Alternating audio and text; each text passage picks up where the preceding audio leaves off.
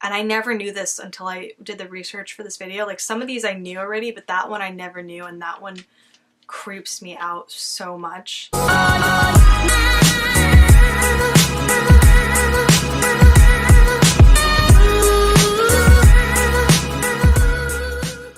What's up, guys? Welcome back to my channel, or welcome if you're new. What I'm going to be talking about today are curses behind the scenes of horror movies.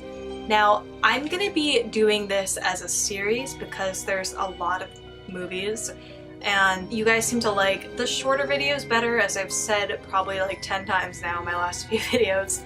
I've been trying to make my videos on the shorter side. If you guys would rather have longer videos, let me know, but I will also be able to tell by looking at my analytics what you guys like, and so far this is what you guys like, so I'm gonna just keep doing shorter videos for the time being. I love movies. I'm a huge movie buff. My dream careers growing up were always to be either an actress or a film critic, so I really am into movies. And I'm really into hauntings and like paranormal, so I think it's a great fit for this channel. And for me, because I only like to talk about things that I'm passionate about, you guys, and things that I really believe in. So yeah, let's just get right into it. And we're gonna start off with Poltergeist.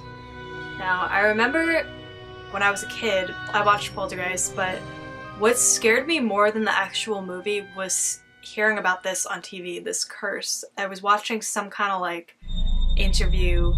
I feel like it might have been the parents of Heather O'Rourke, but I don't remember. I just remember being so horrified and scared by all the crazy things happening surrounding the production of that movie, and just things that have happened to the actors.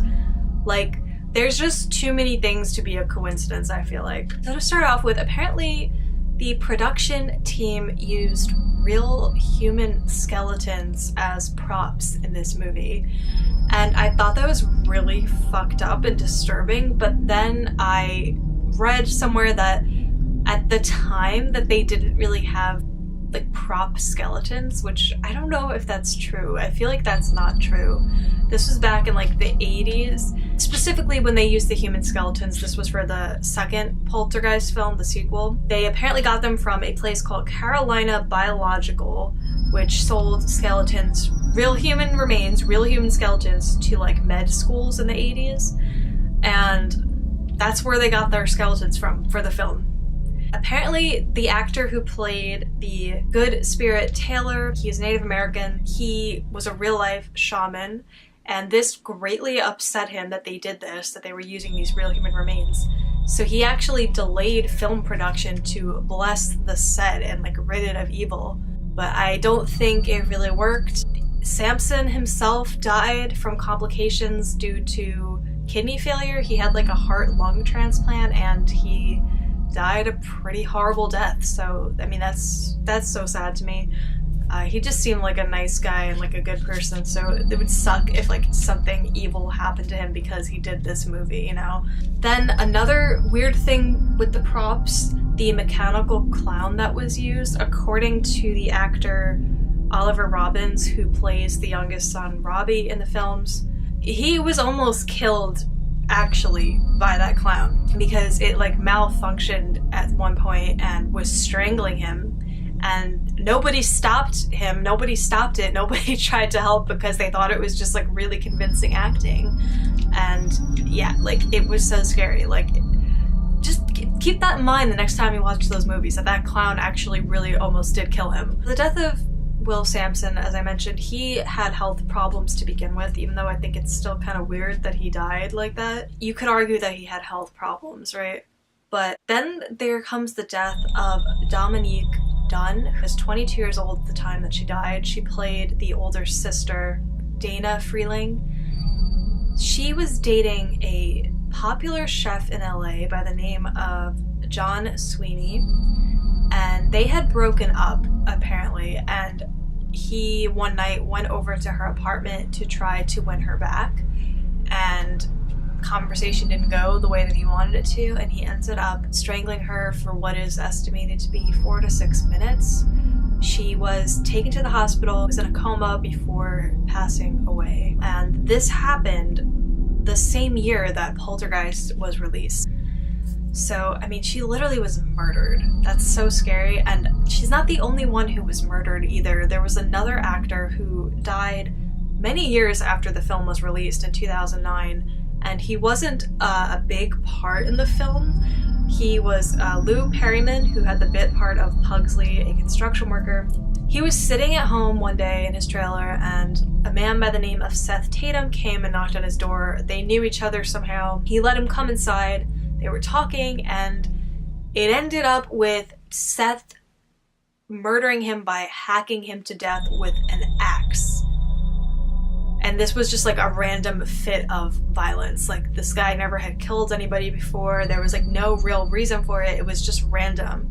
And I think that's just like so horrifying and so like strange. Like, it just happened out of nowhere with no explanation. And then we have yet another death, which is the probably most famous death associated with the films, and that is the death of Heather O'Rourke, who had the iconic role of Carol Ann, you know, the little blonde girl, the one that's on all the covers of every movie poster for it. Heather was 12 years old when she passed away. She died of septic shock. Her parents thought that she just had like a stomach flu, and this is the part that I remember seeing on TV that really upset me and really scared me as a kid. Apparently the morning that she fell ill, she went up to her mother and was like, "Mommy, I can't swallow."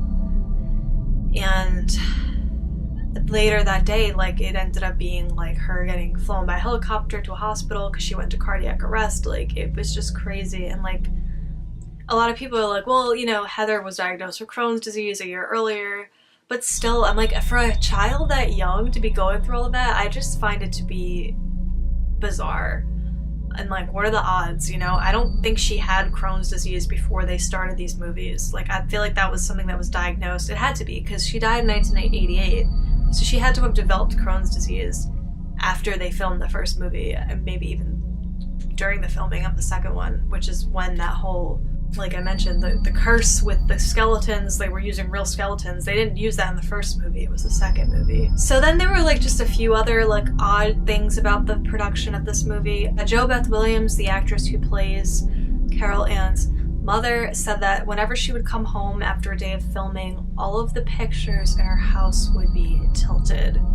And she felt that it was a sign that she shouldn't be doing the movie, even though she went on to do them anyway. And somehow she seems to be like fine. Like, I don't really think anything ever happened to her, but maybe she was like protected somehow, like something was warning her.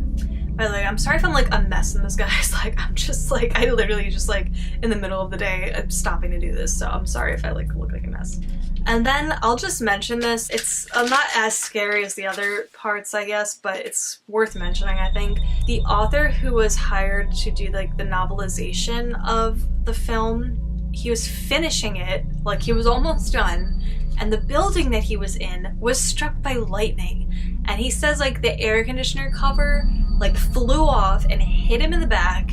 The lights went off, everything went off, and then when everything went back on, all the video games, I guess there were video games where he was, all of them were like playing themselves. So yeah, that happened. I'm sure there's even more about Poltergeist. I just didn't want to make this video too long, so if you guys want me to do like a really in-depth video on all of these movies, I could do that. But I'm gonna, like I said, this is gonna be a little bit of a series, and I'm kind of condensing everything to make it a shorter video. So with that being said, we're gonna move on to the next movie, which is The Exorcist, that came out in 1973. If you guys have watched any of my other videos, I'm sure I've mentioned this at least once or twice, that possession is like the scariest thing in the world to me. It's always been that way. I was raised Catholic, and I've always had a fear of that. I'm 26, right? And I think I couldn't watch that movie, The Exorcist, the old one from the 70s, like, you know, with the horrible special effects and everything. Like, you know, today you could tell, like, it's so fake. It still scared me so much. Like, I could not watch it until, like, really recently. Like, when I was, like, 24, I think, I finally watched it. I just do not fuck with those kind of things. Like, I love to act. Like, I'm not really an actress anymore. Not that I was, like, ever a professional actress, but, you know, I like acting and everything. I used to want to do it as a career. Never in my life would I ever take a role in a movie that has to do with that, because I really believe in this shit. So The Exorcist has a lot of things surrounding it. I remember hearing so many things about this movie, you guys. Production was delayed when the set caught on fire. So what was supposed to be the McNeil's house, like the girl that's possessed family's house, what was supposed to be that caught on fire. And what is really, really creepy about this is that Reagan's room, Reagan, the girl that is possessed in the movie, that was the only room that was unscathed. It was not burned. Like, it was like perfectly fine, and everything else around it burned. Like, I'm sorry, like, how the hell does that happen? I'm like, how? Then actors, I'm so sorry with the pronunciation. I'm probably gonna butcher these guys, I'm sorry. Actors Jack McGowran and Vasiliki Maliaros both died before the film was even released. They died during post-production. I believe Jack had come down with the flu and succumbed to it. And both Jack and Vasiliki's characters die in the film, which is kind of creepy. They're not the only ones who died. The actors who played the grandfather and brother died on the brothers' first day of shooting. Like, that is very creepy. What is going on? Like, imagine, like, if you're, like, where you work, like, 4 of your coworkers just died. Because that's what really it is. Like, people are like, oh, it's just for publicity, it's hype. I'm like, what, they killed people for publicity? People just died for publicity? Like, I don't think so. I'm sorry. Then the son of Jason Miller, who plays Father Damien in the film, his son was hit by a motorcycle and almost died. But luckily he survived, but still, you know, almost as close enough for me. Honestly, this one is the creepiest, I think, out of all of them. The actress Mercedes McCambridge, who plays the demonic voice of, I'm not going to say the demon's name because, like I said, I believe in this shit. I'm not saying the name of it. The actress who plays the voice of the demon, her son murdered his wife and kids before killing himself. That one really gets me. Like, that one is so chilling to me. And I never knew this until I did the research for this video. Like, some of these I knew already, but that one I never knew, and that one creeps me out so much. Then a lot of people to this day believe the actual film reel is cursed, like the actual film itself. Televangelist Billy Graham said there is a power of evil in the fabric of the film itself. And so people think, like, if you play the film on a projector, that you're inviting demonic possession into your life. Which really creeps me out, because that's part of the reason why I was always scared to watch the movie, because I was like, what if I'm, like, inviting something in just by having my mind focused on this for like an hour and a half or however long it is, you know? Like, that's how I think, and I mean, hopefully even doing this, I'm okay, right? I feel protected at this point, I do. I feel like I have a very strong spirit, so I feel like I'm okay, but I'm like not challenging anybody, I'm not looking for anything, so please stay away from me. Then during the premieres, weird things were happening. In the premiere in Rome, there was like a torrential, horrible downpour. People were like fighting to get into this premiere. One woman, I think, like broke her jaw. Like, it was just like pandemonium, and it was like kind of weird, like, for a movie like this to have people going crazy over it. And when people were sitting down in this particular showing, I think it was like the first one ever in Rome, they said that once the film started rolling, they heard a loud, horrific, demonic cry coming from outside. Like, and I think they maybe thought, like, they were maybe confused, like, I don't know, like, I feel like I would think in this day and age, I'm like, well, somebody's playing a trick, or like, it's something to do with like the movie, but there was nothing planned, like, there was nothing set up, and people that heard it, like, it wasn't like a human did this, like, it sounded like something else. So then I don't know where this one happened. There was an incident during a premiere, it could have been this one, I'm not 100% sure, I apologize, but there's a church across from the theater, and it was struck by lightning during the premiere, and the cross on top of the church fell off. Alright, so everything else I'm like, okay, maybe you can try to explain away, whatever, but that is something that a human cannot do, that can't be planned.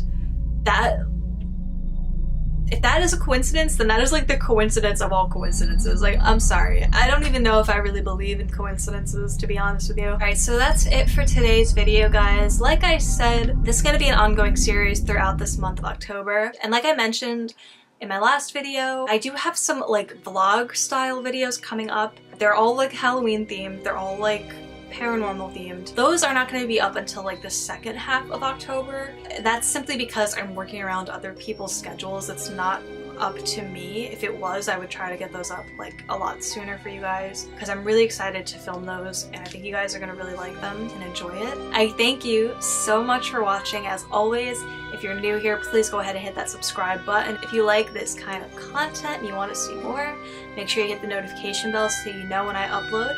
And also you should follow me on Instagram and Twitter at ScarlettMars19, and that's Scarlett with 2 T's. It's in the description down below.